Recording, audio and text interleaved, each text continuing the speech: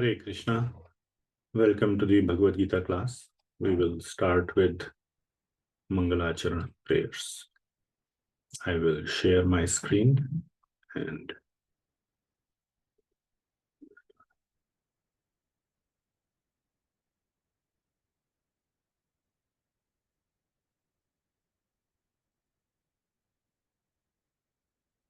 Om Ajnanatimirandhasya Jnananjana Chakshurunmilitam Yena Tasmai Shri Gurave Namaha Shri Chaitanya Manobhishtam Sthapitam Yena Bhutale Swayam Rupah Kadamahyam Dadati Swapadantikam Vandeham Shri Guru Shri Yutah Padakamalam Shri Gurun Vaishnavamscha Shri Rupam Sagrajatam Sahagana Raghunathanvitam Tam Sajivam Sadvaitam Savadhutam Parijana Sahitam Krishna Chaitanya Devam Shri Radha Krishna Padan Sahagana Lalita Shri Vishakhanvitamscha Namam Vishnu Padaya Krishna Presthaya Bhutale Srimate Bhakti Vedanta Swaminti Namine Namaste Saraswati Devi Gauravani Pracharine Nirvishesha Shunyavadi Paschatya Deshatarine He Krishna Karuna Sindho Dinabandho Jagatpate Gopesha Gopika Kanta Radha Kanta Namostute Tapta Kanchana Gaurangi Radhe Vrindavaneshwari Vrishabhanu Sute Devi Pranamami Hari Priye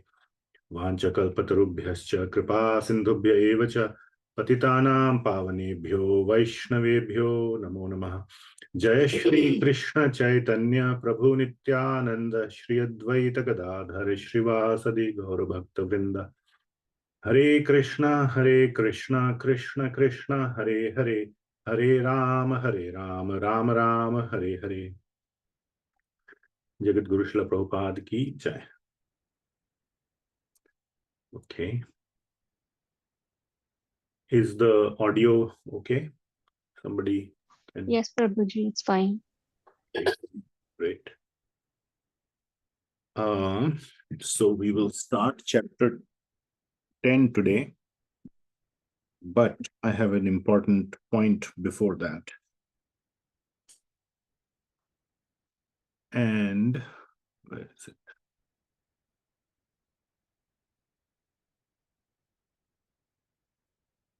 So a very, very important and often misunderstood aspect of chapter 9 is the verse number 9.30, which is Apichet Suduracharo Bhajate Mam Ananya Bhak Sadhureva Samantavya Samyak Vyavasthito Hi Saha.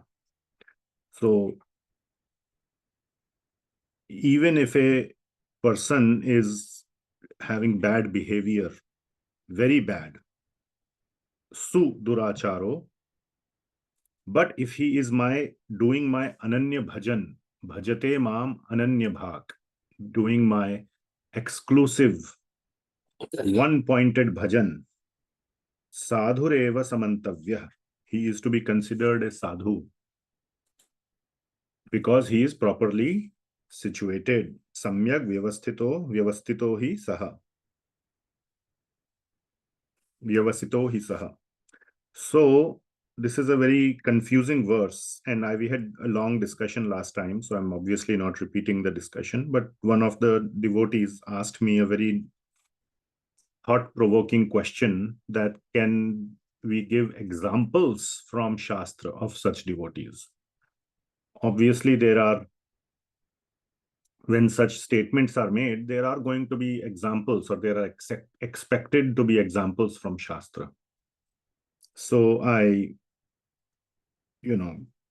thought through and whatever process I went through, and here are some examples from Shastra with the reasoning of why I am putting it this way. Now, most of these are my own conclusions. I have not. So there can be potentially debate, or you cannot consider this to be durachar or sudurachar. We can have all those debates, but later, offline. That's not within the scope of today's discussion. I mean, you can ask questions, but I don't think this is sudurachar. I don't think that. That's fine. It's all subjective. There is no black and white, that this is sadachar and this is durachar. Okay. So examples of 9.30, examples of durachari ananya bhakta. And these are just some examples, and all of them are from Srimad Bhagavatam. So you can understand that this is not from any random source or anything like that. We know the full story behind those devotees. We know how God thinks of them, what happens to them, what they did, and the whole thing we know. If I were to take, let us say, some contemporary example, there can be too much debate about it. How do we know he is doing ananya bhakti? And what happened to him? Maybe he is doing durachar, but he is doing ananya bhakti also. Let us say, how do we know he is going to go back to spiritual world? Maybe he ultimately went to hell.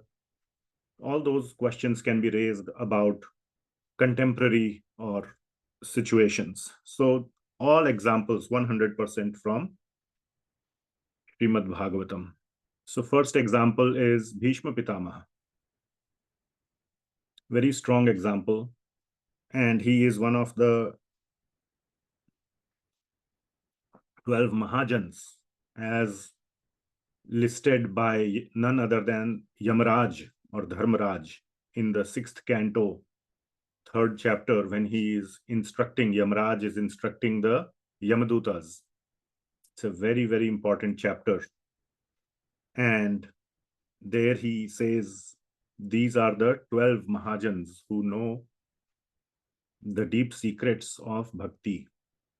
So Bhishma Pitamaha is not only a great bhakta, he is one who knows the deepest secrets of bhakti. Obviously, he is a bhakta. He is like a professor of bhakti. So, you know, like a mathematics professor is expected to know the maximum amount of mathematics. So he's not a mathematics student, he's a professor, you know, so like that, Bhishma Pitamaha. But repeatedly, he kept tolerating Duryodhan's extremely malicious behavior towards the saintly Pandavas. And that is not good behavior in itself, in my opinion. He had the power and he had the authority, both. Now, authority-wise, one can think whether he had or not, and that was his biggest conundrum, that do I have the authority? I must only serve the one who is sitting on the throne. But if he really wanted, he could have just with one strike of the sword, let alone sword, just by a mantra. He knew all the mantras of warfare. In 1 second, he could have vanquished Duryodhan and all his malicious friends like Dushasan, Shakuni, all those. So, but still he did not, because he was wound up in this conundrum. But would anybody, at least I will not, for even 1 second say that he is ananya, not an ananya bhakta? Not at all. Not at all. What to speak of me or anybody? Even Yamaraj calls him professor of bhakti, a Mahajan.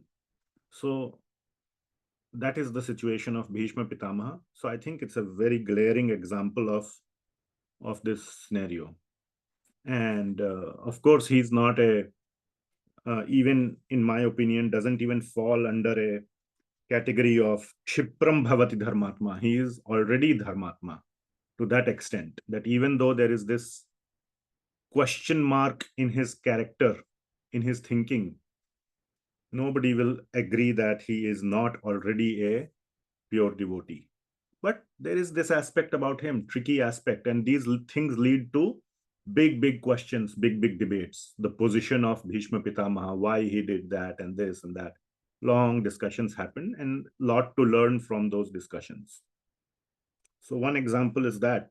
Again, I'll go quickly, otherwise we'll spend 1 hour going just through the examples. But it's important to understand, and therefore it's also important to read Srimad Bhagavatam and the commentaries by various acharyas. So you will understand the whole theory behind it, the whole 9th chapter of Srimad Bhagavatam, Canto 1, is the passing away of Bhishma Pitamaha, which talks about how Bhishma Pitamaha, it talks about so much. You can do a full thesis on Bhishma Pitamaha if you carefully read 9th chapter of Canto 1. So if you are to take my guidance, that is what one need to do, to go deep into these personalities to understand why they are doing what they are doing. And we can get an insight, and we can appreciate their mood and try to see what we can learn from it. So that is very, very important. It is much, much easier to appreciate the mood of those who are pure devotees without a spot on their character or on their anything that we hear about them. I don't know what example to take, but Ambarish Maharaj, for example, in my whatever little I know, spotless. So much easier to understand. But when there are these question marks, then it becomes more complex. So one should take the time to try to understand. Another one, very important, Bali Maharaj, also a Mahajan, one of the 12. So, but because he is born in the demoniac nature, somebody should mute. Because he's born in the demoniac nature, or in the Rakshas Parivar, as it is called, or Rakshas Sampradaya, or whatever, you can see that, he attacked the kingdom of Indra because that's what Rakshasas do. So it's not that when he was attacking and so on, he was not a pure devotee. He was absolutely. And then we see his real devotion when his own guru, Shukracharya, gives him advice to not fulfill the request of Lord Vishnu. At that point, he says, it's too much. Now I have to disregard your advice. So we see his mentality very clearly. Then Parikshit Maharaj. Now, the previous two are long-term examples. It's not like a one-time split-second heat of the moment examples. When he's attacking Swarga, it's not that it was a split-second impulse. He could have retreated. Bhishma Pitamaha tolerated Duryodhan's maliciousness towards Pandavas for a very long time. It wasn't an impulse. But Parikshit Maharaj was an impulse when he put the dead snake on Shamik Rishi. So both types are there, long-term as well as impulsive short-term mistakes. Another one, Brahmaji. Brahmaji is a great, how can you say he's not a pure devotee? So Indra, we can say maybe, he's too much into enjoyment and also that's why I didn't put Indra in this list when he the Govardhan Leela. But Brahmaji in the Brahma Vimohan Leela, he also got, and it's kind of in the middle. It's not impulsive 1 second. The pastime went on for a long time. He really went back and forth and back and forth. And imagine, he knows who Krishna is and he still stole the best friends. He kidnapped pretty much the best friends of Krishna, the Gopas and the calves. So that's not good behavior. Dhruv Maharaj, he had Sakshat Darshan, full darshan of Lord Vishnu himself at such a young age, at the age of 5. So, and whoever has a personal darshan of Bhagwan, how can you say he's not a pure devotee? But still, later on in his life, he, took offense against the Yakshas because they had killed his brother. Uttanapada, I think was the name. I'm forgetting. So, and he attacked the Yakshas and was mercilessly killing the Yakshas to the extent that himself, Swayambhuva Manu, had to come and pacify him and ask him to stop, asking, hey, what are you doing? Are you out of your mind? and then he stopped.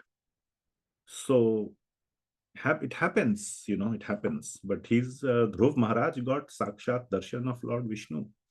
So what else can be said about him?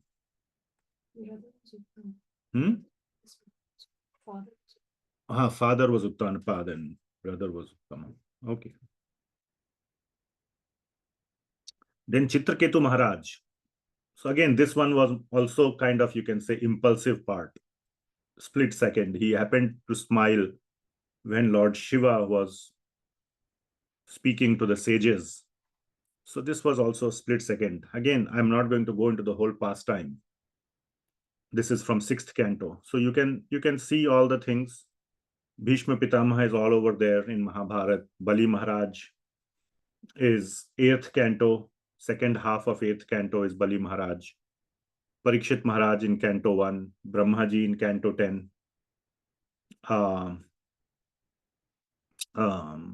Chapters 13 and 14. Dhruva Maharaj in canto 4. Chitraketu Maharaj canto 6. You can go and read all these things. And Indradyumna Maharaj, who became later in his next life Gajendra, very famous.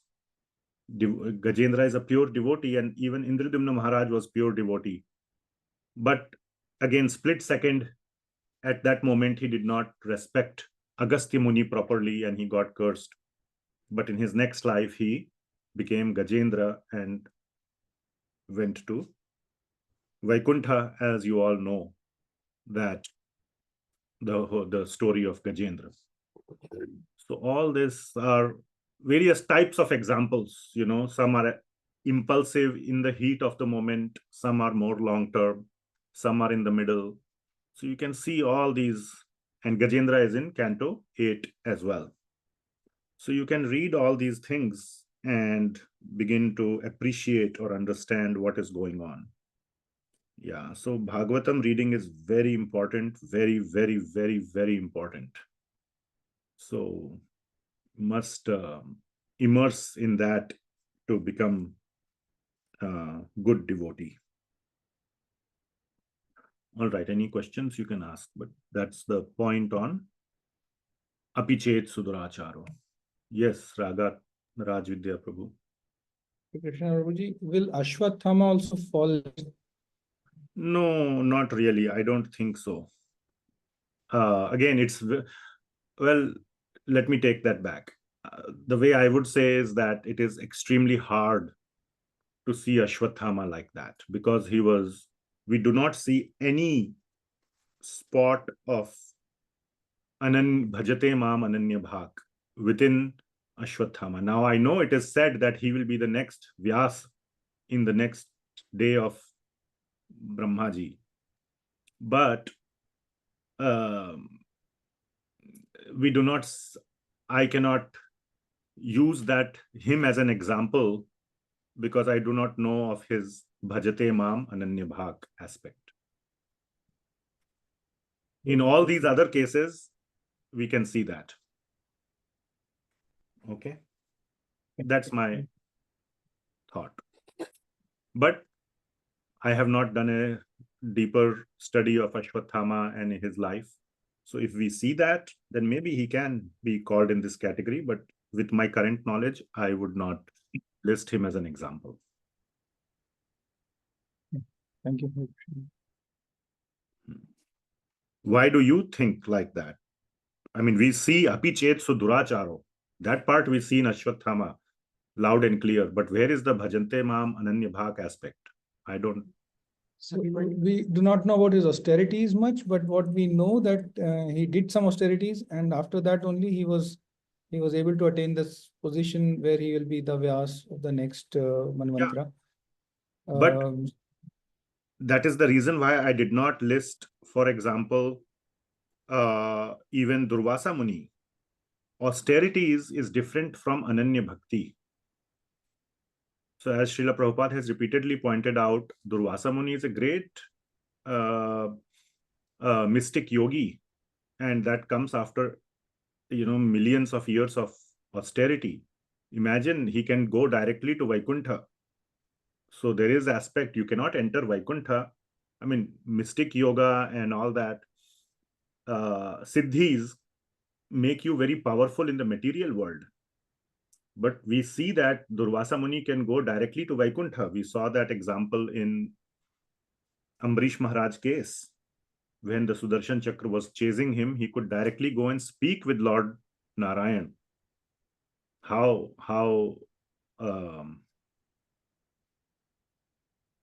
surprising is that? But I didn't list because of the not a clear example of Bhajate Mam Ananya Bhak.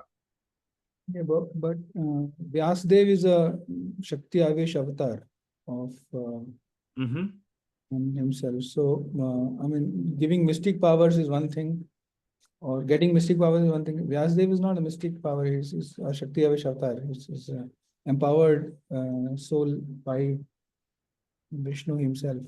Yeah, and we see that he is a great devotee, but what I'm saying is, in Ashvatthama, I don't see that. So it is possible that one becomes a devotee later. And also, bhakti can be a result of another devotee's or Lord's mercy also. So completely causeless, as in like you did nothing to get it, but still you got it. So those are also the reasons. But here the focus is on the devotee's complete absorption in Krishna, bhajate mam ananya bhak. So that is the thing that is missing. At least I cannot see. Hare Krishna, thank you so much. There can be devotees who are, become pure devotees simply by mercy, whereas they have not done any ananya bhajan of Bhagavan. So many examples are there. Valmiki Rishi and Mrigari in Chaitanya Charitamrita we see, and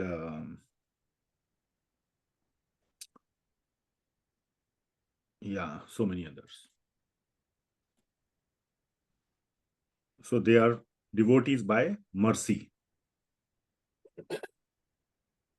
Okay. Thank you very much.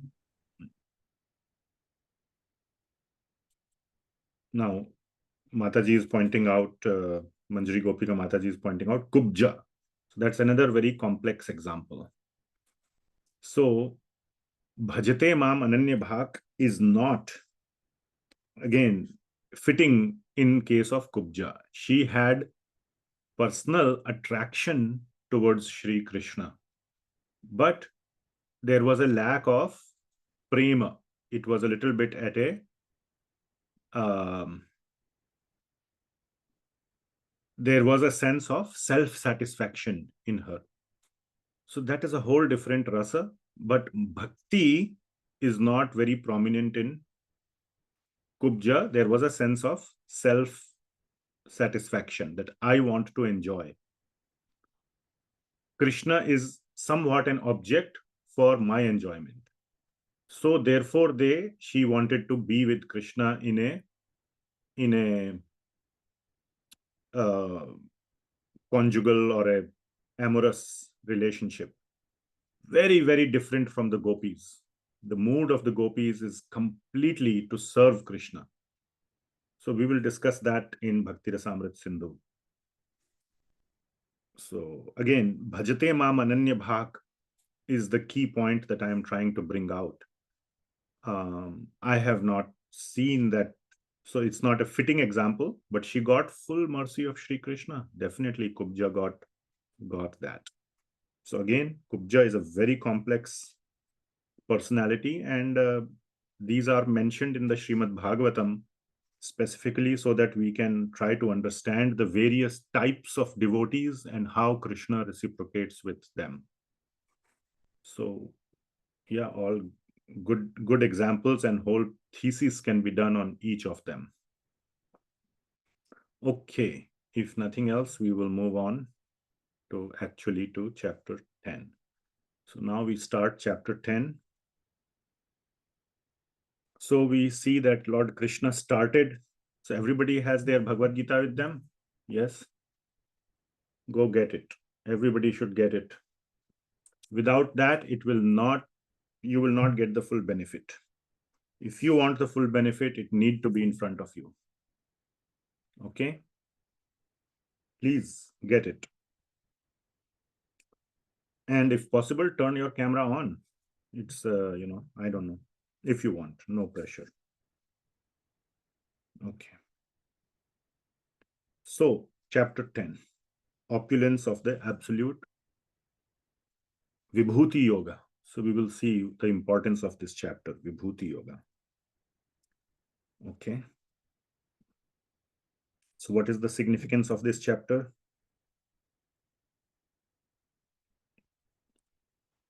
So this is almost the end of Bhakti Yoga speech by Krishna. Okay. The speech started in 7th chapter. There were no questions in 7th chapter by Arjuna. There was, we can say, a very tiny question at the beginning of 8th chapter. The main question was how to remember you or do your smaran at the time of death. From that came chapter 8. And chapter 9 is a continuation back from chapter 7 and 8. No question by Arjuna. And chapter 10 also no question by Arjuna till the 11th verse. So verse 1 to 11, so chapter 10 can be thought of as two specific parts. Verse 1 to 11 is one part. You can call it chapter 10a. And then 12 till the end, 42, is chapter 10b. Okay. So today we will cover chapter 10a up to verse 11, hopefully, if time permits. And this is the culmination of Lord Krishna's speech to Arjun on what is the core or the deepest secrets of bhakti.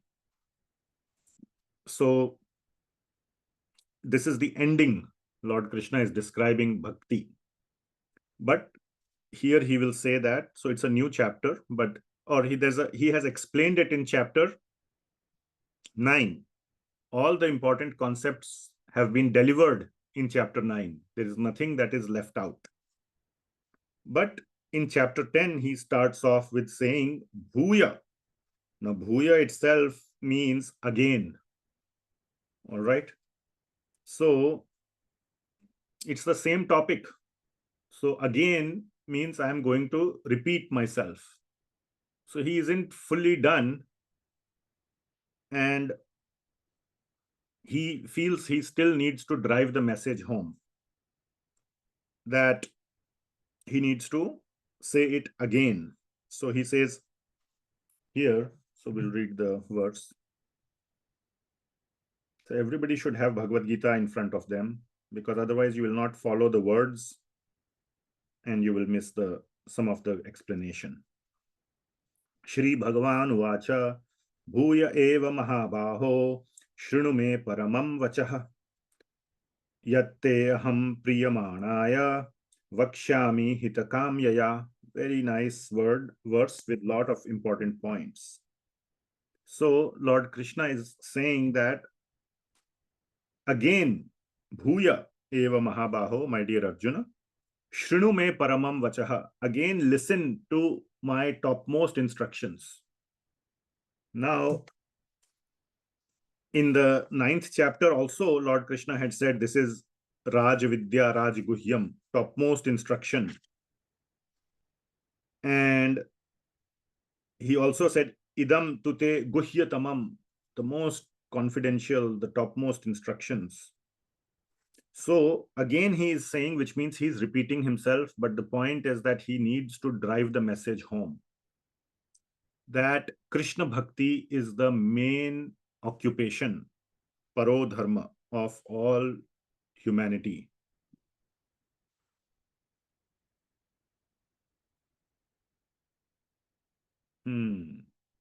Somebody should have pointed out that I'm not sharing the slides. Was I sharing the slides all along of these examples? No, Prabhuji. Excellent. Okay, that means you are all very listening, very absorbed, in a very absorbed way.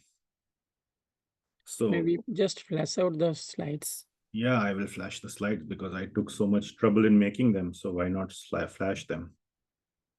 So here is all the examples you can read. But I pretty much said everything. So I'm happy you are all listening carefully. This is the title slide. And this is the slide where we are. All right. Thank you for pointing out to Shyamlila Mataji. She pointed out. For 1 second, I was debating whether to name her or not. But that's okay. All right. So where were we? Yeah. So Krishna needs to drive the message home that Krishna Bhakti is really the main purpose of human life. That's very, very, very key. That is the main point of Bhagavad Gita. Because, as I said, that's the main point. I mean, and many people still miss it. Krishna is saying so many times, Paramam Vachaha. Krishna is saying, no commentator is saying, nobody else is saying and picking and choosing. Oh, I will take this verse and say this is the most important. I will take that verse and say this is the most important. The author of Bhagavad Gita, Krishna himself, is saying this is the most important. Guhyatamam, Rajavidya, Paramam Vachaha. What else, can he say?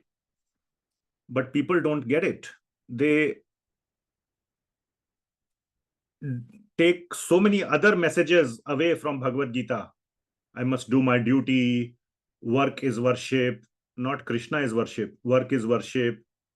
This, that, all sorts of things, except for ananya bhakti. Maybe some bhakti, 50% bhakti, 25% bhakti, but not ananya bhakti. Very few people. As an example, like so many people have gone through Bhagavad Gita series. We have been doing for, 10, 15 more years or more. I don't know. I don't want to put any number on it, but a lot of people. How many have become fixed devotees? At a visible level, very few. I hope everybody has become very fixed devotee in their home. But I never got a chance to see. Many, many, many of them. For some people, it is like, okay, I wanted to do Bhagavad Gita. It's like, I wanted to visit whatever, once in my life, wherever, Alaska. Yeah, even I want to visit. I have not yet visited. I want to go and see Anchorage and Fairbanks. There's a cruise that goes from Seattle to Alaska. Maybe someday Krishna Keshav Prabhu will arrange that and we will all go on that. So anyway, so it's a once in lifetime I want to do and put a checkbox. Yes, Alaska, done. So it's like that for many people. Okay, Bhagavad Gita, done. But actually taking it and applying it in one's life is, a whole different thing. Why they don't? When Krishna is saying that you must do this this is the only thing you should do in your life, what else can override that? Nothing. I don't know what else can.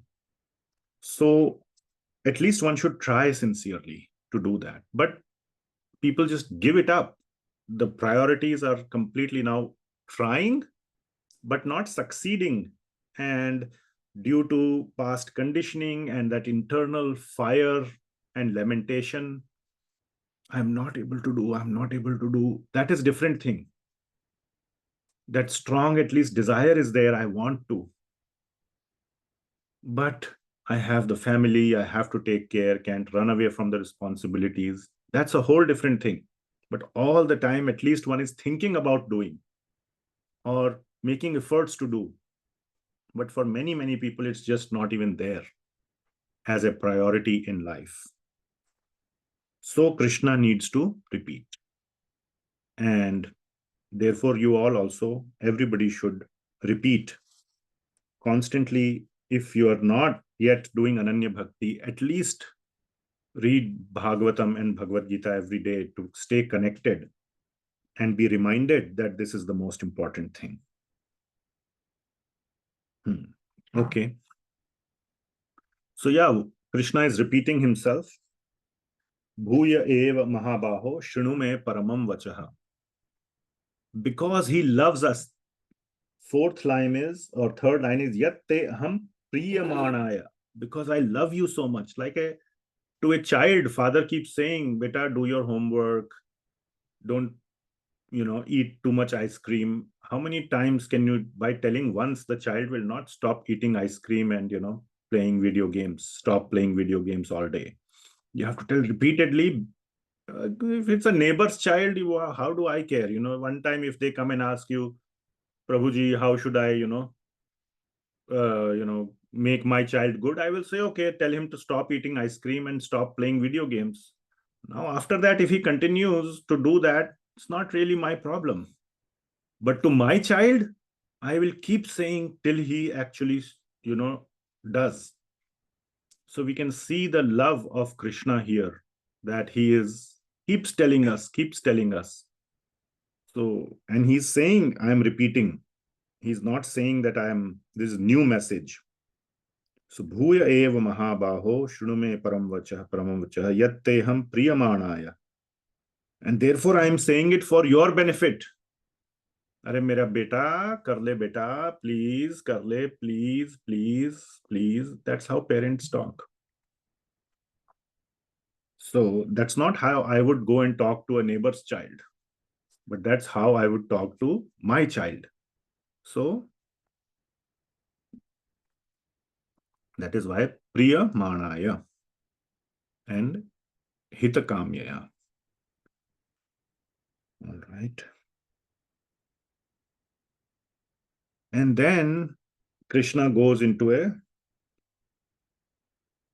whole different understanding in next verse, where he says that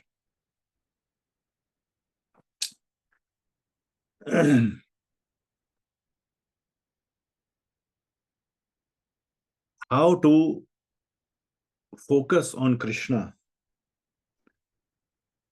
So Krishna is obviously telling something different in this chapter. So he starts by saying, Na me vidhu suragana prabhavam na maharshaya aham adihi devanam maharshinam cha sarvashaha. That neither the hosts of demigods nor the great sages know my origin or opulences, for in every respect I am the source of the demigods and sages. So he is explaining about himself, that who he is. So again, he is starting with Sambandha, the same thing which like he started in 7th chapter. And even in 9th chapter, he starts with Sambandha. Who is Krishna? So in 7th chapter, he starts off by saying, I am the 8 bhinna prakritir ashtadha, and then raso ham apsu kaunteya, I am the taste of water. 9th chapter, he talks about maya adhyakshena prakritihi, that this whole, I am the controller or supervisor of this whole prakriti. So he is telling this Sambandha, same thing he is going to tell here. But first of all, he starts off by saying that it is not easy to understand me.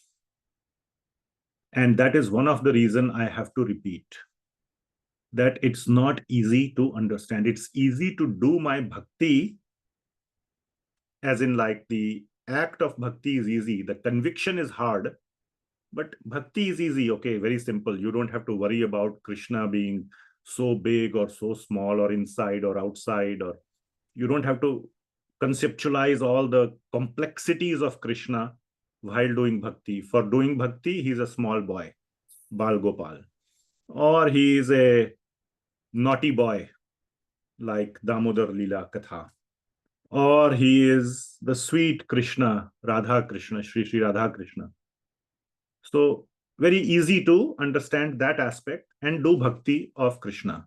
But this larger picture of Krishna is very hard to understand. So that part is being brought out here. So, and many people get stuck there. So what to speak of people? So the point is, don't try to figure out Krishna fully. If you wait to do that and then think I will do bhakti, then thank you. We will see in you in 10,000 lifetimes. It will take that long to figure out Krishna, or not even that. That's the exact point of this verse. So I'm telling you why this whole chain of thought is coming from Krishna's mind. That you cannot figure out Krishna even in 10,000 years. And Krishna is himself saying that. What is he saying? Na me viduhu suragana. Suragana means the devatas. They have 10,000 year, 100,000 year life. If they could not figure out, how can you figure it out in 100 years? Which is maximum lifespan of a human. Or even the Maharshis, Maharshayaha, the great sages. Okay, devatas are busy in enjoyment. Sages, they should be able to figure out Krishna. So Krishna is saying even they cannot figure out. And in one line, he is saying, Aham Adihi. I am the origin of the devatas and the rishis. Aham Adi Devanam Maharshinam Cha Sarvashaha, and everything. So I am the origin of everything. So one who is born from Krishna cannot figure out the derivative, cannot figure out the source, or the source is always the superset of the subset. So mathematically, the subset will always be at a disadvantage compared to the source. So that is the point, that everything, they are all, I am the source of all of them, so they cannot figure out Krishna fully. Then what to speak of us? That is the main point. Though it's not in the verse, the point is what to speak of us. We shouldn't wait to figure out Krishna. All right. So that is the meaning. But in this chapter, so now this is my sort of the explanation, how it connects to 10th chapter. That, okay, we cannot figure out Krishna fully, even in 10,000, 100,000 years, like the Devatas and the Maharshis. But we can figure out Krishna a little bit. And that is very good. We should try to see Krishna. And what is there in front of us? For me right now, what is in front of me is this laptop. I have this mouse. I have so many other things in front of me. Okay. So how can we know anything about Krishna when the material world is in front of me? From the window, I can see the sky. I can see some, something else. If I stand up, I can see some hills. So the material world is in front of me. How can I know Krishna from the material world? That is the focus. And to see Krishna in material world is one of the aspects to know Krishna. A small aspect, but it is still an aspect. So I'm trying to connect. What I'm trying to do is I'm trying to connect the 10th chapter contents, the later part, the vibhutis, to how we should focus on Krishna. And the point is, this can help us to see and remember Krishna all the time, or at least most of the time, at least some of the time. Okay. Now we are so busy. We are so busy in our tiny little lives. Our lives are so tiny. And we have such big problems in our small lives that we are so busy in our lives. And it takes away so much bandwidth, so much bandwidth. I have to sell this little stupid flat in Bangalore. It's just such a headache. this document. I just want to get rid of it somehow, one way or the other, just get off my back so I can move on with my life. So all these tiny, tiny problems of life, or whatever problems, this, that, politics in the office, or this or that. So we miss seeing Krishna in the material world. Where is Krishna? There are all these problems. Where is Krishna in the middle of all this? So we should stop at some times and observe Krishna's hand. If you just see the sun rising, for example, which I think many people have not seen in many years these days, because we are living in high-rise buildings or whatever, or probably houses with no windows. Even if there are windows, there are so many other houses that you cannot see the sun till it's up in the sky. But if you just see these simple things, I think that it is just amazing that how it is all happening. Who is behind all this? Is this could this just happen? I mean, another example, I was thinking, somebody was telling me that it snowed a lot.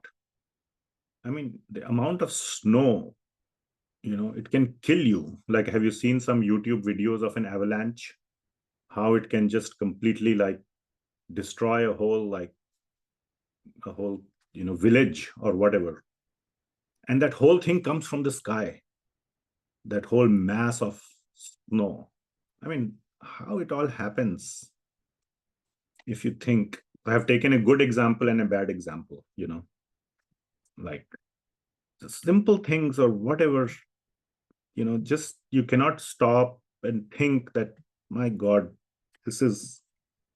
how can this all happen? The amount of richness that we see around us is just phenomenal. And all that just happened by chance is very hard to digest. And there are volumes and volumes of books that have been written about it. The classic topic is about the watch and the watchmaker, or that of intelligent design.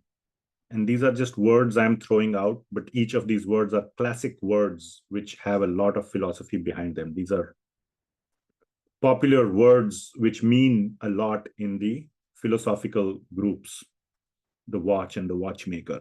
If you see a watch, it's hard to imagine that there is no watchmaker. That's where the argument starts, and so on. So if you stop and just see and appreciate how this is happening, who could be behind this, then you will see Krishna behind it. And that is the purpose of this chapter, the later half of the chapter. So Krishna is building towards it, that if you cannot see me directly, which is very hard to see even for the sages and maharshis, you can see me through these tiny miracles in front of your eyes.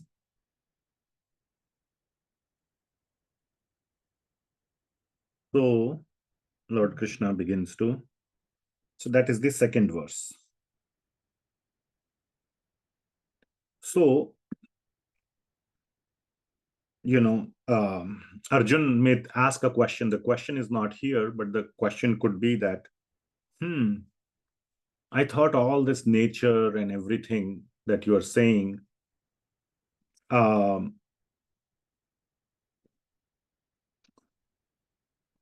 is coming from you, right? So here he says that Aham Adihi Devanam Maharshinam Cha Sarvashaha. I am the origin or the father of the Devatas and the Maharshis, etc. The question could be, who is your father, my dear Krishna? Where did you come from? So the answer is given in this verse, that One sec. I had a slide on this. Anyway, so yeah. So Krishna says that there is no father of mine.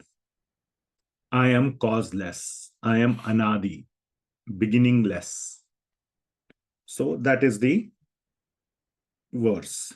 Yo mam ajam anadim cha veti loka maheshwaram asammudha sa martyeshu sarva papaihi pramuchyate.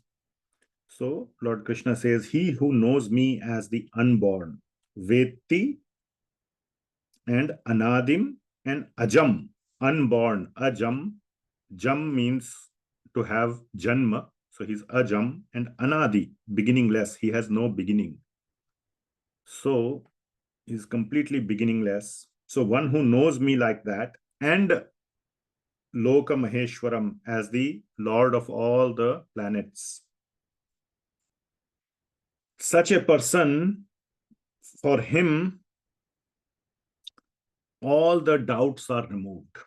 Asammudha sa martyeshu. Even though one is living in this material world, martya loka, martyeshu, all the doubts are clarified for him. Not at a detailed level, but he is able to accept Krishna's greatness. He gets it. He may not have the answer to every little question, but he completely gets the position of Krishna. And the result is sarva papaihi pramuchyate. All his karmic baggage, not just papa, but punya karma also. Papa, punya, all the material karmic baggage is destroyed. And once that happens, one becomes liberated. So therefore, one should try to understand who is Krishna. You cannot figure out completely who is Krishna, but that's not a criteria for liberation. You must just do ananya bhakti and little bit out of interest, out of joy of trying to understand who is my dear Krishna. Like for your children, if they are far away, you want to know what they are doing. What did you do today? This, that. Just, it's not like I want to figure out all the details from morning till night. Just something, hey, what did you do today? Because I like to hear, because you love them. That's all. So that love is expressed in the attempt to know little bit about Krishna. The main factor is love. Okay. So that is the meaning of third verse. So Krishna says that I have no father. All these sages, all these rishis, demigods, they have come from me, but I have not come from someone. I am ajam, unborn, and anadi, beginningless. So, yeah, that's all. Yeah. Okay. Oh my God, what is happening?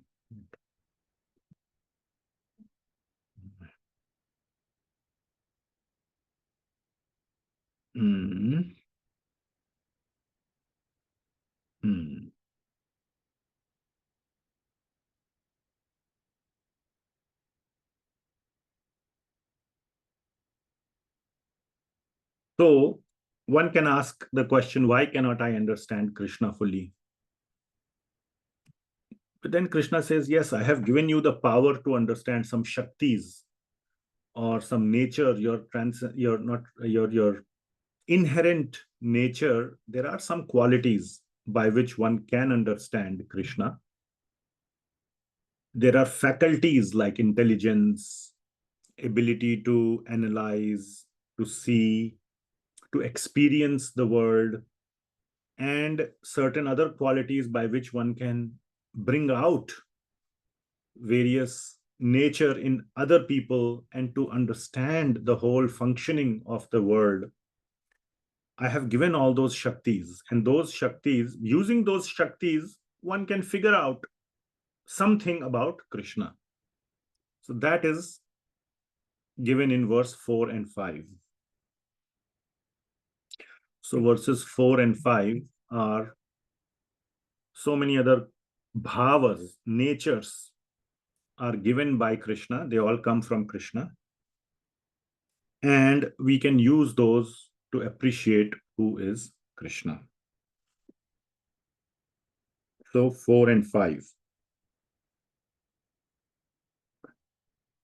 Buddhir jnanam asammoha kshama satyam damah shama sukha dukkham bhavo abhavo bhayam cha abhayam eva cha ahimsa satama samata tushtis tapodanam yasho ashaya ayashaha bhavanti bhava bhutanam matta evam prithak vidha. So intelligence, knowledge, freedom from doubt and delusion, forgiveness, truthfulness, control of the senses, control of the mind, happiness and distress, birth, death, fear, fearlessness, non-violence, equanimity, satisfaction, austerity, charity, fame, and infamy. All these various qualities of living beings are created by me alone. So these are the various qualities that Krishna, qualities as in like natures. All of them are not qualities as in like qualities to be appreciated or qualities that are good. There is, for example, fear, there is distress. So these are various natures, various bhavas. What Krishna says is that bhavanti bhava bhutanam matta eva prithak vidha. So these are the various natures of the living entities, and all these come from me. That's what is being said. So using these, or due to these, or by using or by relying on these, one can know Krishna more and more and more. So sometimes by distress also one can know Krishna. Sometimes by fear we can know Krishna. Sometimes by death we can know Krishna. And definitely by many of these other things we can definitely know Krishna more and more.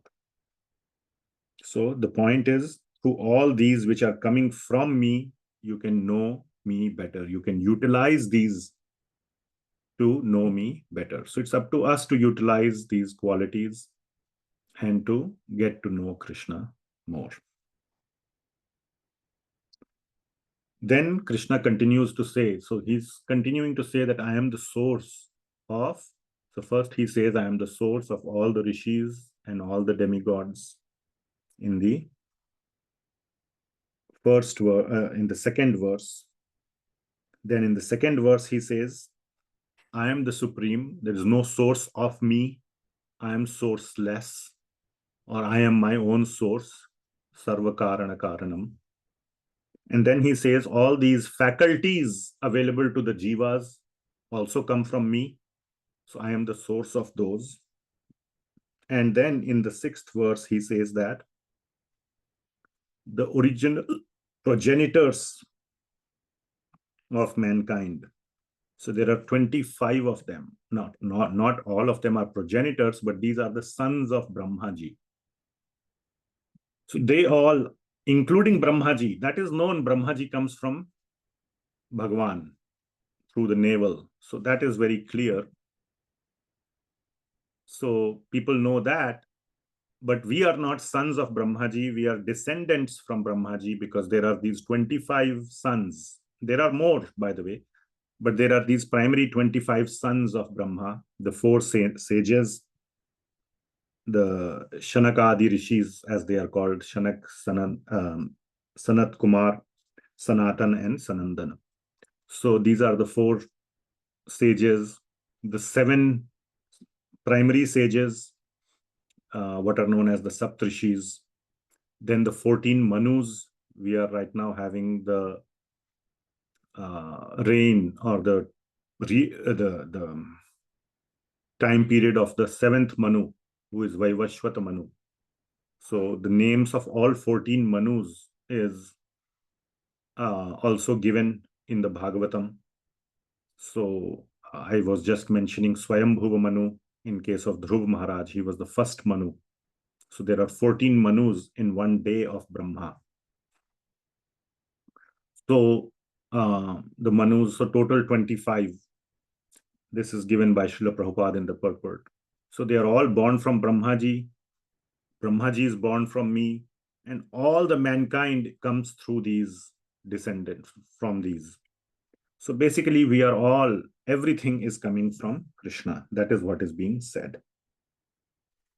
Okay. Maharshayah sapta purve chatvaro manavastatha madbhava manasa jata yesham loka ima praja. So, Sapta Maharshi, Sapta Rishis, the 7 great sages, and then Chatvaro Manavastatha, and then the 4 other great sages. These are the 4 Shanak Adi Rishis. And then Madbhava Manasa Jata, that they are all coming from me.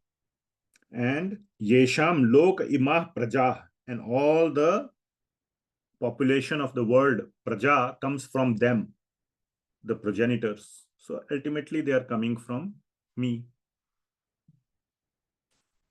So Lord Krishna is saying everything is, I am the source of everything. Everything is coming from me.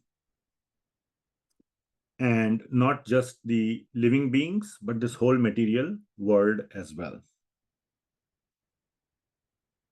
And then Lord Krishna says that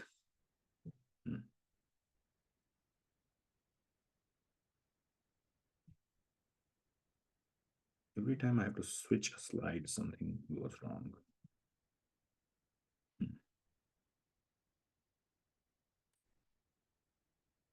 So,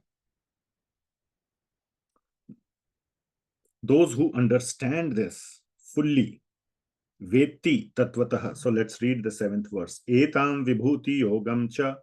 So, all these Vibhutis and the yogas, all these opulences, or all this wonder, all this amazing creation of Krishna, Mama Yo Veti Tatvatah.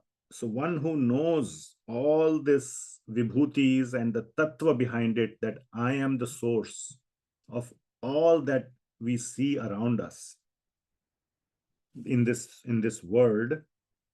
So avikalpena yogena yujyate na atra samshayah. So what do? They do yujyate, that means they engage in what? Yogena. And the yoga, obviously, that is mentioned here is Bhakti, which has already been covered in detail in 7th, 8th, 9th chapters. And not only that, an important word is avikalpena, with no other alternative. Not that this is my first priority. This is my only priority. That is what it means. There is no second, third, fourth. So one should treat this bhakti as the only priority. Avikalpena, very important word that I have focused on this. So those who understand this, they do my bhakti in a avikalpa way. Avikalpa way means without any other alternate priority in their life.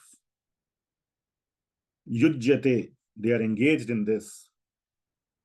Na atra samshayah, there is no doubt in this. So one who is factually convinced of this opulence and mystic power of mine engages in unalloyed devotional service. Of this, there is no doubt. So it's very important to realize that there is no other option, vikalpa. I mean, there are options, yes, but you'd be a fool to opt for those options. It's foolish to choose something else. There are options, yes, but don't do that, Krishna is saying. He's telling you, you have multiple choice question answer in front of you. He's telling you what is the right answer. Choose that answer. Don't go for the other alternatives. So there is no other option. What is that verse? No other way. Harer Nama, Harer Nama, Harer Nama eva kevalam. Kalau na asti eva. Na asti eva means there is no other. Na asti eva, nasti eva, nasti eva gatiranyatha. There is no other way other than bhakti, and one of the most important ways of executing bhakti is Harinam. So someday we will do a long seminar on Harinam. I am doing, for some reason, I am just very inspired to do deep study on Nam. So I'm doing that. I'm collecting various points from various sources. We'll probably do that maybe next year, or I don't know when, but I'm preparing some material for that on the significance, the importance of Nam and how to do, and all those, anything and everything related to Nam. Anyways, but that's one of the ways. Another, of course, is Shravana, Bhagavat Shravana. Very, very, very important. So one must engage in this as if there is no other alternative. Please try to get it. I mean, this is like father telling a child, Krishna is just saying this again and again. Beta khale, please, please, I beg you, please. Like the child might say, enough, I got it. But the point is that he still doesn't do it. Beta, you got it, but why don't you do it then?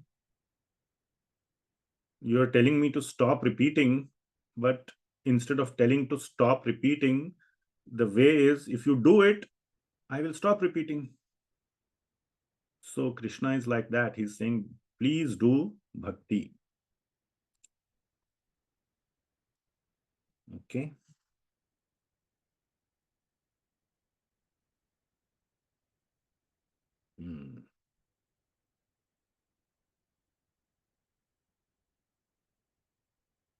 Okay. What's the time? 7:11. Okay. So let's go to verse number 8.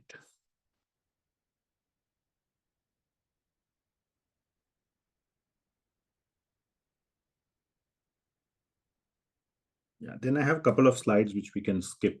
I think I have conveyed the point. What are the other options? Again, I think I have talked now like a broken record. So I don't want to bore you, but yeah, we have options. Options for what? Ultimately, options for happiness. So we think there are so many options in our life. And even Swarga is an option. So we do so many things, but ultimately what we don't realize is that everything is temporary and limited. And bhakti not only has the power to give us happiness in the next life, permanent happiness in Goloka, Vrindavan, in Vaikuntha, but also in this life. It's like a complete win-win situation, complete. Some people are going crazy, like last 2-3 days stock market is down 10-15% or something. Oh my God, what will happen? What will happen? Sky is falling. But the devotees are peaceful. So, because they have faith in Krishna. Otherwise, there is no. So for devotees, there is complete happiness in this. Even in this world, even if you say, Arey Baba, who has seen the next world? I mainly care about this world. That is also a huge part of bhakti. All right. So now we come to, oh, I have so many slides on this. Let's see. Yeah, I didn't fully review all the slides before the class. So yeah, I think when I was making the slides, I was hammering on this point that there is no other option. You may think that there is so many options for happiness, but ultimately there is no option.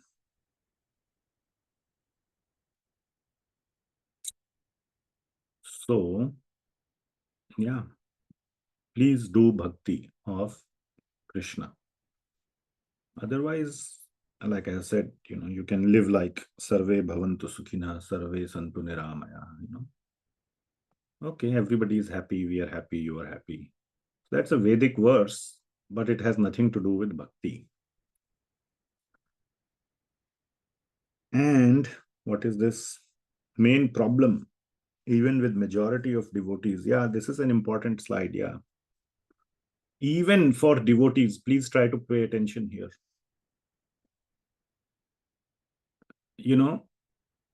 It's not for many, including myself also. I will point to myself. Why point at anybody else? Bhakti is a great option. Maybe it's the number one option, but I have so many other options. There is so much else going on in life which gives happiness. Okay.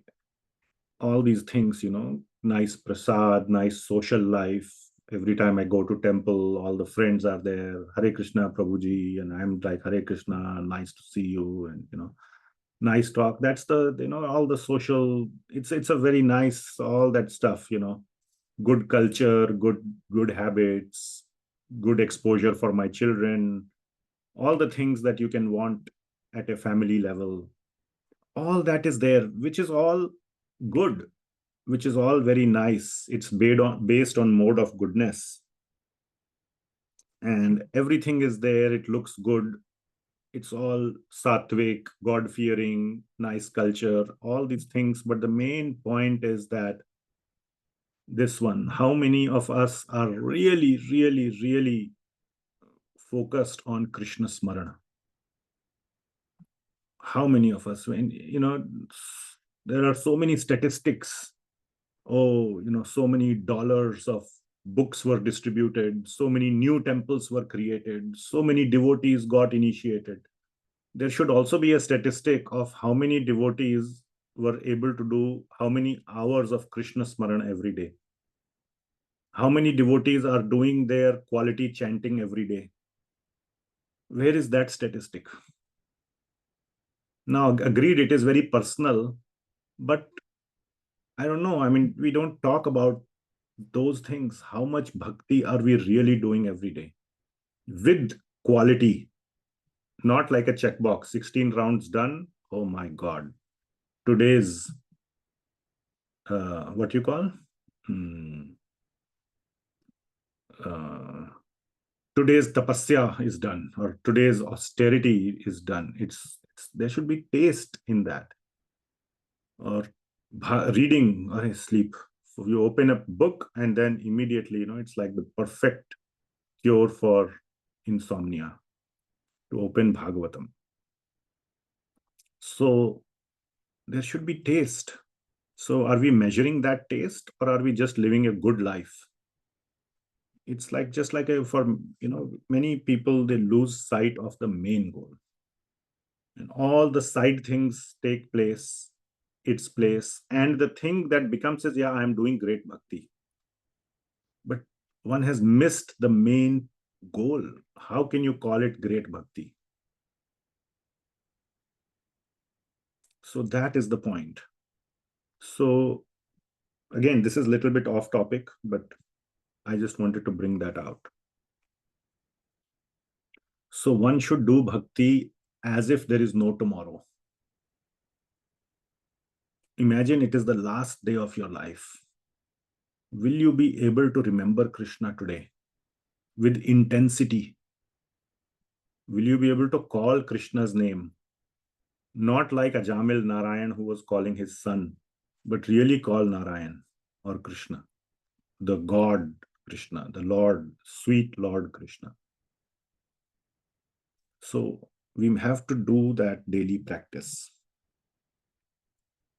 So Krishna is now done with his speech, so to say, of bhakti, which started in chapter 7. And now we are in chapter 10. And he's concluding it with the Chatur Shloki of Bhagavad Gita. Chatur Shloki of Bhagavad Gita is basically the entire summary. It's like good professors or good teachers at the end of class, last 2 minutes, they will summarize the class. So one of my favorite teachers, Chaitanya Charan Prabhu, he's going to come to Portland.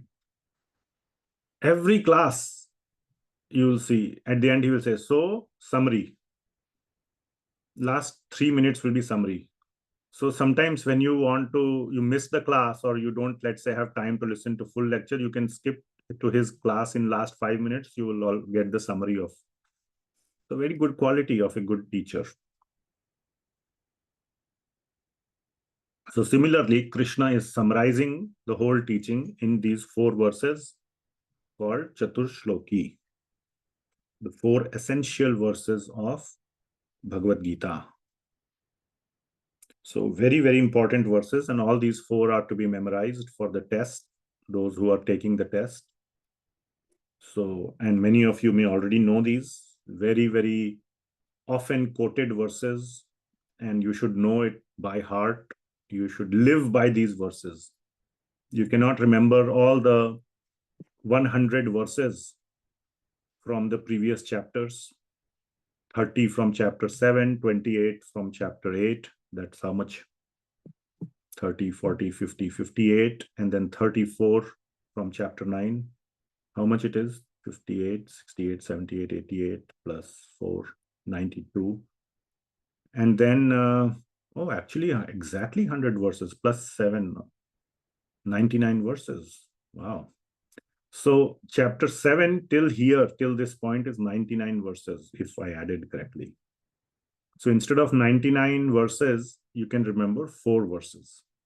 These are the essence of the entire teachings of the most important teachings of Bhagavad Gita. So very 4 important verses. So these are 10.8, 9, 10, and 11. And Krishna will stop speaking after 11, and Arjun starts speaking at 12. Okay? So 4 essential verses of Bhagavad Gita.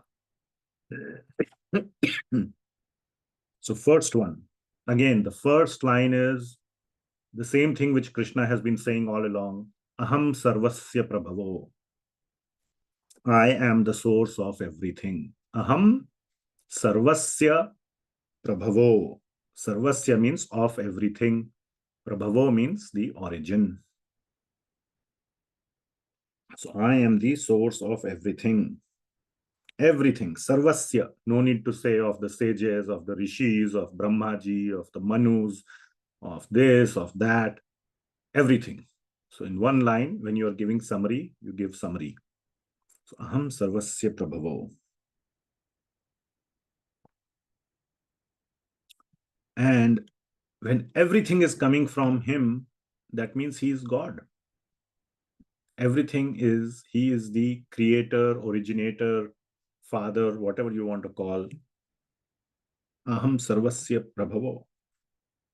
And not only that, he is saying it in a different way, that everything, I am the source of everything. What does it mean? Everything comes from me. Mattah sarvam pravartate. Mattah means from me. Sarvam pravartate means comes. So prabhavo means I throw out, or prabhavo means like I give out, or everything comes out of me.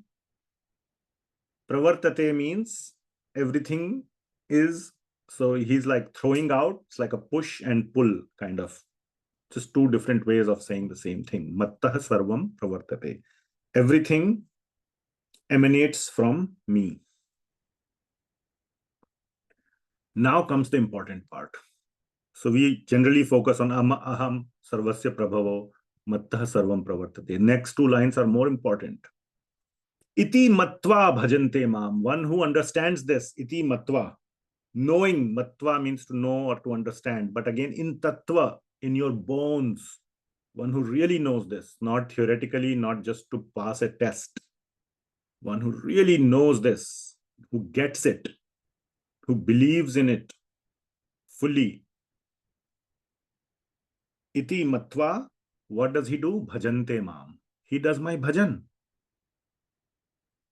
Fully. 24/7. So those who actually know this, iti matva What do? Bhajante mam. In what mood do they do? How? Like a great austerity? Are Baba re, chalo, aaj ka khatam, finish. Today's bhajan is over. Now, real life begins of ice cream and video games and Netflix. Not like that. Buddha, such people, how do they do it? Bhava samanvitaha, with great bhava, with great love, with great absorption, they do my bhajan. So first thing is to know who is Krishna. And once you know, what do? You do his very deep, absorbed, joyous bhajan. Joyous bhajan. Okay. Pretty straightforward. So translation is, I am the source of all spiritual and material worlds. Everything emanates from me.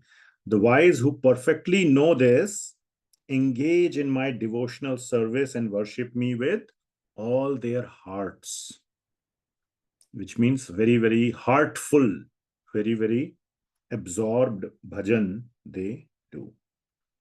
All right. So that is verse number 8. Okay. How do they do the bhajan? Some more details. Now it's just iti matva bhajante mam and bhava samanvitaha. So that's not enough. Bhava samanvitaha.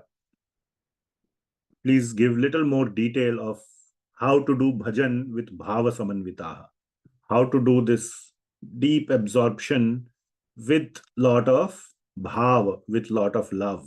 How to do it? What does it practically look like?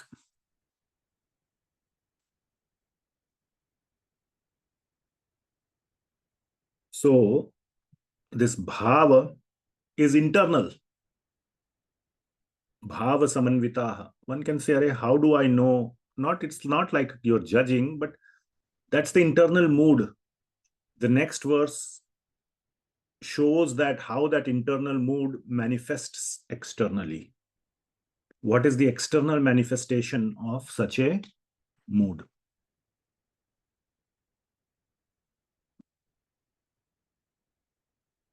So next verse, very, very often quoted verse, very sweet verse. mac-cittā mad-gata-prāṇā bodhayantah parasparam kathayantascha mam nityam tushyanti cha ramanti cha. So, the thoughts of my pure devotees dwell in me. Their lives are fully devoted to my service, and they derive great satisfaction and bliss from always enlightening one another and conversing about me. So basically, this verse includes some of the very important limbs of bhakti. What are the limbs of bhakti? This includes, come on, let's see if everybody is awake. What limbs of bhakti are there in this verse? Sadhu Sangha, Prabhuji. Where Sadhu Nice. Sangha and Sadhu Sangha, one at a time. Somebody else. Come on. Yes. Preaching and talking. Okay. Say. Oh, I mean Shravan. हाँ? Shravan and Kirtan. चलिए आपने दोनों बोल दिए. शामिला माता जी. Prabhuji, Smaran is also included in this. Very nice. Smaran is also there. Anybody else has anything else? Okay, I think all those are there. So very nice, very nice. So Sadhu Sangha is there. Parasparam. Param means together with each other. And then Kathyanta. Kathyanta means kirtan, to speak. And if you are speaking to each other while you are speaking, assuming they are not talking over each other all the time, then other person is listening also. So Shravana. And tushyanti cha ramanti cha, and you are relishing. So that is an aspect of smaran also. That relishment. Oh wow, yeah, my Krishna is so sweet. So all these are very beautiful aspects of bhakti that are how bhakti manifests externally. Bhava samanvita, when you are full of bhava, full of bhava. Samanvita means like you are koot ke bhara hai. That's the meaning of samanvita, like it's full of. So, how that externally manifests is given here. So, mad-cittā, mad-gata-prāṇā. So, let's break down each word, very important. So, it is still showing the internal one, mad-cittā and mad-gata-prāṇā. What does it mean? Mad-cittā. Chitta means mind. Mind fully on me, mad-cittā. The mind is fully on Krishna, just like we have our mind on our loved ones. Now, sometimes we don't even have our mind on loved ones because we don't love them as much. So, but pure devotees of Krishna have their minds fully on Krishna, mad-cittā. Mad-gata-prāṇā. Their prana, their life is to come to me, mad-gata, which means towards me, or they are always focused towards me, mad-gata, or they want to come to me, mad-gata. Prana, their whole life, their whole existence is to be in my association or to be my devotee. Mad-gata-prāṇā. Bodhayantah parasparam.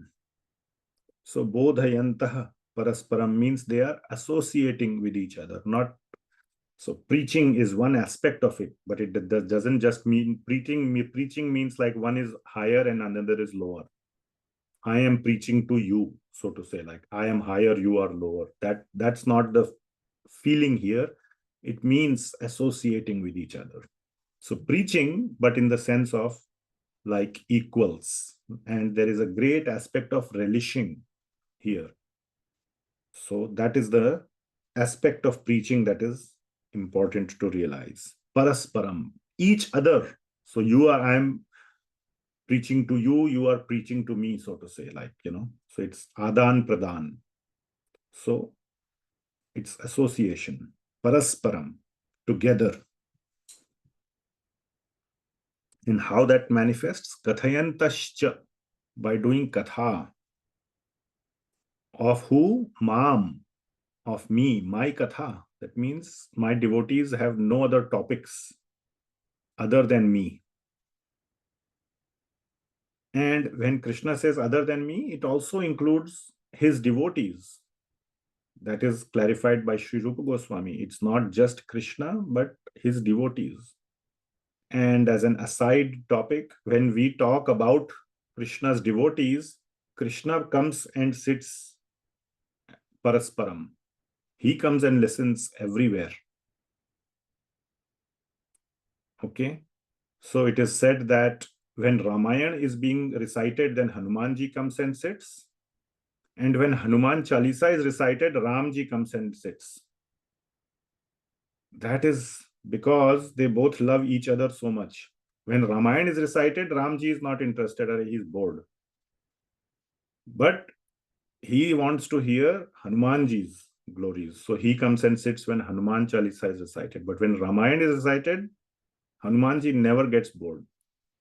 He comes and sits. So, not just about Krishna, but about his devotees. Then Krishna comes and listens. So, kathayantascha mam nityam. All the time, nityam. If not with each other, in your mind being absorbed. Nityam. And what is the experience of the devotees? Tushyanti cha ramanti cha. Happiness and satisfaction. Tushyanti means satisfaction, and ramanti means just pure bliss. Ramanti, like Radha Raman. Raman means completely who is enchanting or giving full bliss to Srimati Radha. That is Radha Ramana. So Ramanti means completely like ecstasy, height of joy. And Tushyanti means fully satisfied. Like, after Nirjal Ekadashi fast, next meal that you eat of breaking the fast, the satisfaction you get. This is the best meal of the year. So like that. So full, I'm just giving a material example, but you know, full satisfaction. Tushyanti. So tushyanti cha, ramanti cha.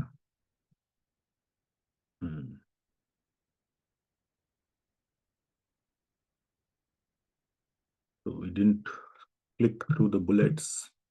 So they keep me in their minds. They consider me to be the destination of their lives. Mad-gata-prāṇā. How?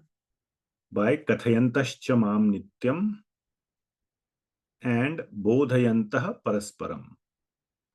With each other, there is katha of Krishna going on. And they remain in supreme bliss. Tushyanti cha, bliss and satisfaction. Both are kind of synonymous.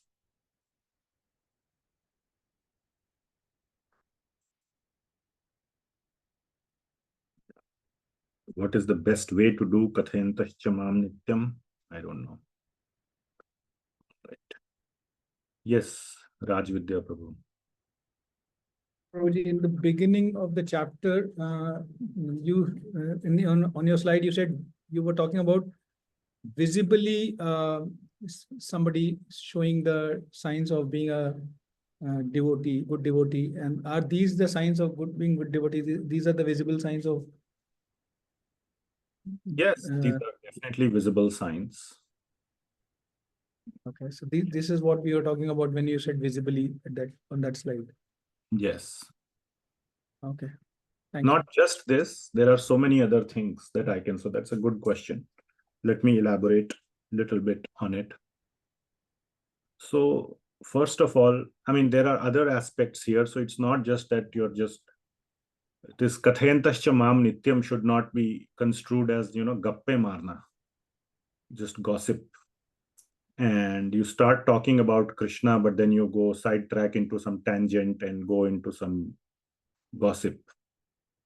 So, and usually the gossip becomes about, how great you found some nice restaurant where some prasadam was, or some vegetarian sattvic food without onion garlic was so nice, and this and that and all that.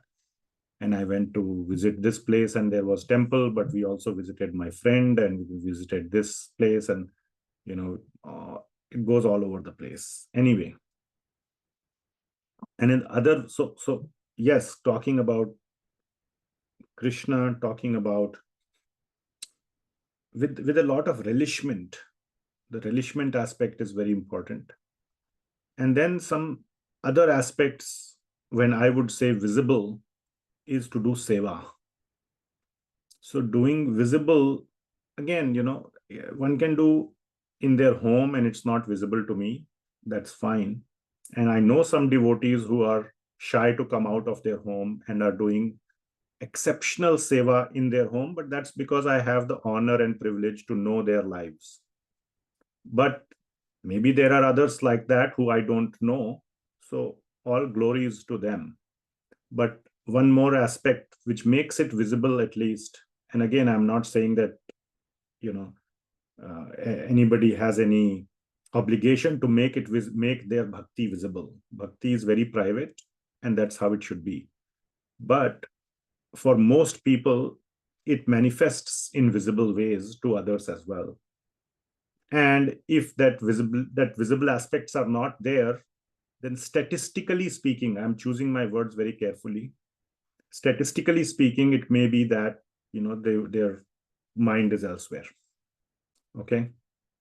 But there are always the, statistics means whatever statistics. Then there's always the other side of statistics, like whatever, like, I don't know, like some statistics, like, studies hard, gets, statistically gets A grade, whatever. But there may be a small group who, without studying, they just studied 2 questions, 2 chapters, and all the questions came from those 2 chapters. Then they got A grade. So they did not study hard, but they got A grade. I mean, I'm just making the point. But so there can be exceptions. Okay. So seva, visible seva, like doing seva in the temple or in some visible ways in the devotee community, if there is no temple or whatever, some visible activity to enable the bhakti of others to also be done in a parasparam, in a together way. Another aspect very important is to take initiation. Arey Baba, I'm not saying take initiation within ISKCON. ISKCON has no monopoly. That's very nice. But take initiation, take that step of diksha. So many people are just, sitting. Take that step of diksha. That's a very visible step, very strong commitment. ISKCON is great. There are very nice diksha gurus and all that. But so many people are just sitting, Arey Baba, if you have problem with ISKCON or, whatever, you have your allegiance or some attraction elsewhere, go do that. Take that step. Rupa Goswami didn't say take, Krishna Diksha, the ISKCON Shikshanam. He never said that. Or take that visible. It is, I have seen in my life that those who take that Diksha, they remain fixed. Generally, very high correlation. There is that internal commitment that comes. And of course, there is the Krishna Kripa through Guru. Guru Krishna Prasade Paye. So Krishna Prasad one gets through the Guru, which is what? The Bij of Bhakti Lata. Take that step. I am not saying, Rupa Goswami is saying, number one limb, Guru Pada Ashraya. Arey Baba, you think I'm going to come after your property if you take Diksha? Nobody is going to ask you to write your property in my name or in ISKCON's name if you take Diksha. Arey Baba, all you might have to do is give $100 Guru Dakshina to Guru. $100 you spend in a restaurant. But people don't do. I don't know what is the fear. So that is important step. There's such a high correlation of that. Studying the Shastra in a deep way, in a very deep way. Now there are, devotees out of there, simple intelligence, you can say whatever. They have come up with these courses, Bhakti Shastri, Bhakti Vaibhav. Do those things. If nobody, Bhakti Shastri itself will not make you devotee. But the point is to immerse yourself in reading Bhagavad Gita, Upadesha Amrit, Ishopnishad, and most important, Bhakti Rasamrit Sindhu. Do those things. Forget Bhakti Shastri. Nobody cares. The degree will not get you any entry into Goloka.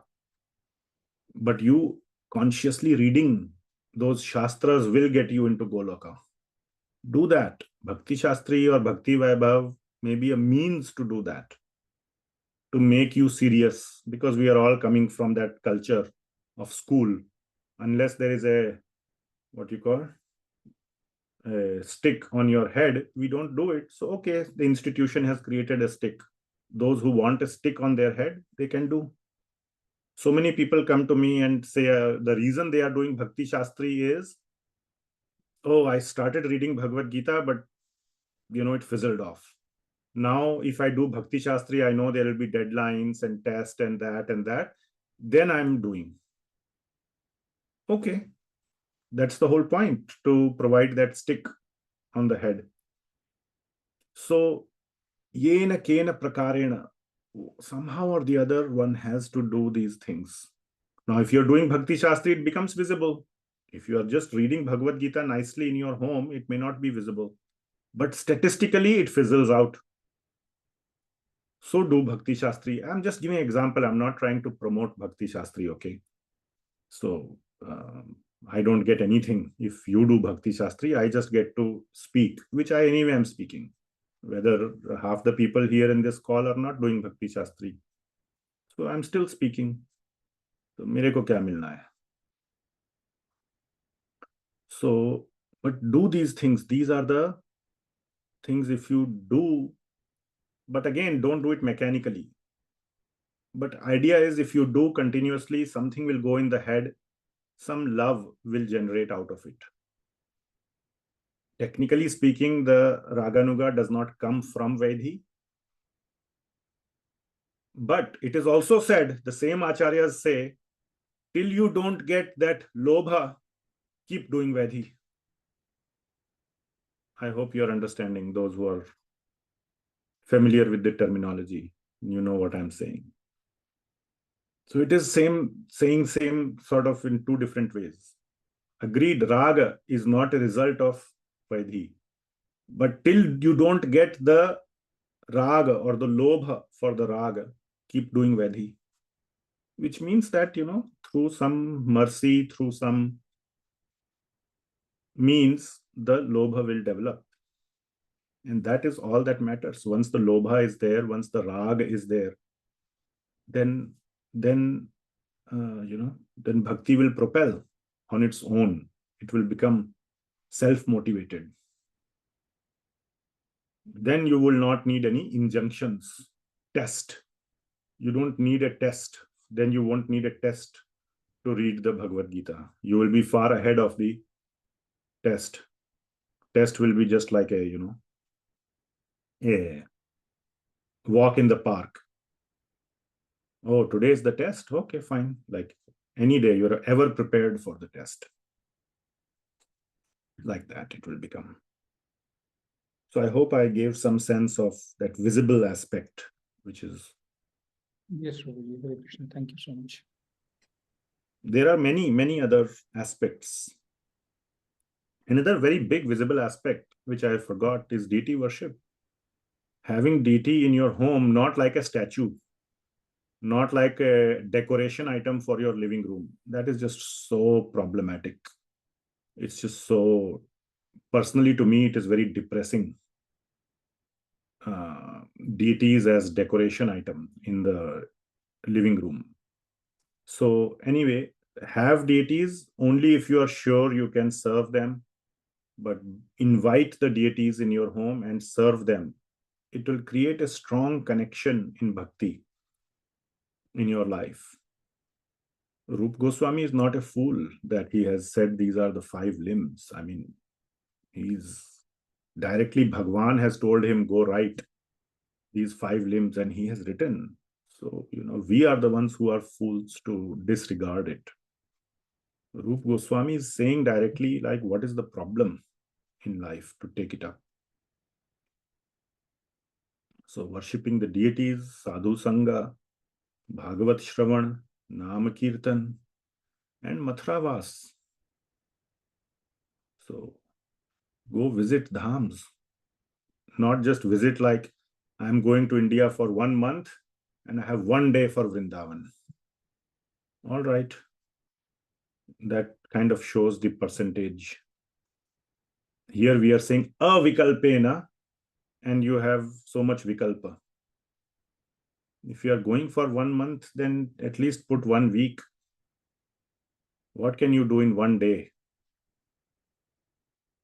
So again, if that's all is possible, fine. But yeah.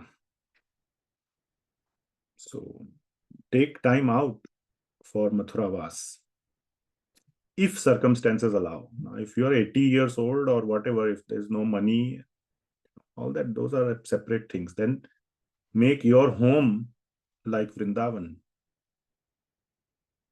Do the remaining 4. All right. So I have a lot of notes here, I see. Oh my God, 4 pages. So let's see what else I have to cover in this. So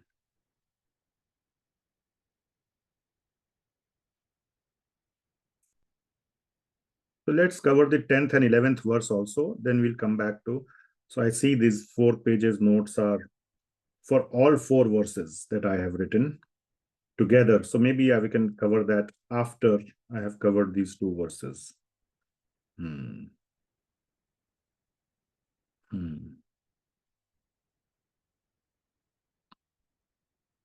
Okay. Yes, Shrikar Prabhu. Hare Krishna, Prabhu. I asked you a question on a similar line before, but I'll phrase it in a different way. Since a lot of devotees, especially advanced devotees, they tend to keep their bhakti private, it can then be very challenging to determine whether a devotee is advanced. And we want to take association of advanced devotees,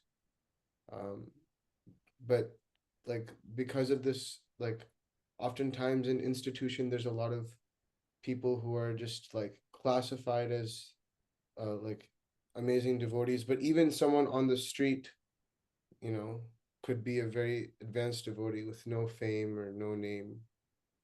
So how do we find these devotees and associate with them? You have to, one word answer, you have to put in the effort. All right? You have to put in the effort to find out. That's the answer. And I know because I have put effort, and through my personal experience or struggle, I can tell you, you can find. We are looking for easy answer. You tell me, give me the short list of the top 5 advanced devotees. Okay, great, thank you. And like it or not, many people, they just want that top 5 list, like top 5 billionaires, Elon Musk, Bill Gates, whatever. What do you do about it other than increasing your general knowledge? How many people, even if I give or somebody gives the list of top 5 advanced devotees, will one take the effort to go get their association? Nah. They have to come to my house, and then I may consider taking their association. As if the pure devotee has to be given to you on a silver plate. Yeah. How many people take association? Arey Baba, you may not know pure devotee, at least 50% pure devotee. There are many, How much effort does one put to take their association? Arey Prabhuji, you are pure devotee, oh my God. And then the devotee is in a different city, 4 hours away. Arey, I cannot go 4 hours. Where will I stay? How will I go? When he will come to Portland, then for 2 days I will get association. That's enough. If he's such a pure devotee, you go and spend your full time with them as much as possible. Make the effort. First, make the effort to find pure devotee. It takes time and effort. And I'm telling you, it is possible. For college, simple thing like college, whether to join A, B, C, we do so much effort, college visit, this, that, talking to professor, there's so much effort we put to find which is the best college that for me, among the ones that, they have selected you, where you get offers. Then they give you 1 month, and then you make all these visits. That's a pretty large, big, damn amount of effort. Are we doing that effort to find pure devotee? So my answer is, it is our lack of desire to really find pure devotee. And then we have all these external, superficial thoughts that how to find. Follow up, Prabhu. How do we connect with these devotees? Because for the devotees that we know, right, this top 5 list. First, show up. Consistently show up. I'm telling you. Yeah. Then when you raise a hand and ask a question, they will know, this guy is showing up. And they will answer question also And then ask meaningful question, not for the sake of asking question. Raise hand, ask. Public setting, I'm saying. Yeah. Then I'm telling you practically how I have done with some. Again, I'm not going to name any names. Yeah. And then you say, can I meet you for half an hour? You say, okay, yes. Answer will be yes. As a stranger, if you walk in, I want half an hour, then you'll say, okay, talk to my secretary. And then secretary will forget. And then you say, what a pure devotee, doesn't even want to talk to me. What have you done? That's the same thing as saying, why doesn't God come before me? Same answer. What effort have you done so that God will come before you? So practical answer is first show up, show the interest, try to have in whatever means possible through the available means. Like if they are giving just class, public class, anybody can come and sit. End of the class, anybody can come and raise a hand and ask question, whatever it is. First, there has to be first investment, then withdrawal. Without investment, you cannot have withdrawal. We all want to withdraw from zero bank balance. Doesn't work that way. Right. So then connect, and then connect deeper and deeper and deeper. And, one day you may become the, disciple of that devotee. One day you may get to do some very intimate seva of that devotee, to the extent that you may even become their personal secretary also. I know some devotees like that who have served some very great devotees very intimately. They are like a personal servant. They go and live in the hospital when the other devotee, the pure devotee, so to say, is hospitalized. This person will go be the full-time attendant of that devotee. How useful is that? It's not like that person is about to die and unconscious. They are just having some, but you're sitting there in the hospital room all day. Right. With pure devotee. Would you call that, It's excellent. amazing association? Yeah. फोकट में कुछ नहीं मिलता है भैया, Yeah. मेहनत करनी पड़ती है. फोकट में चाहिए सबको, वो नहीं मिलेगा.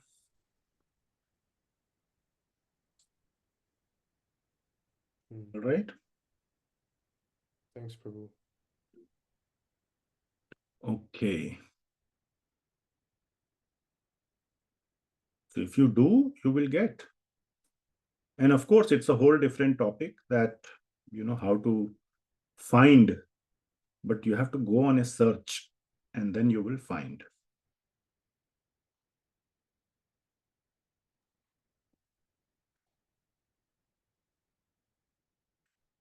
Okay. Thank you, Prabhu. Okay. I'm debating whether to start this verse or not. We'll start next time, 10.9. So whole change of mood. So I will say that among these 4 verses, first 2 are what the devotee does. Okay. So what devotee does? He realizes that aham sarvasya prabhavo mattah sarvam pravartate. That Krishna is the be all and end all, basically. And so that realization is there on the part of the devotee. And then bhajate mam, ananya bhak is one aspect, or bhajate mam bhava samanvita. Okay, buddha bhavas. So bhajate mam bhava samanvita. With full bhav he does bhajan. Same thing as ananya bhak.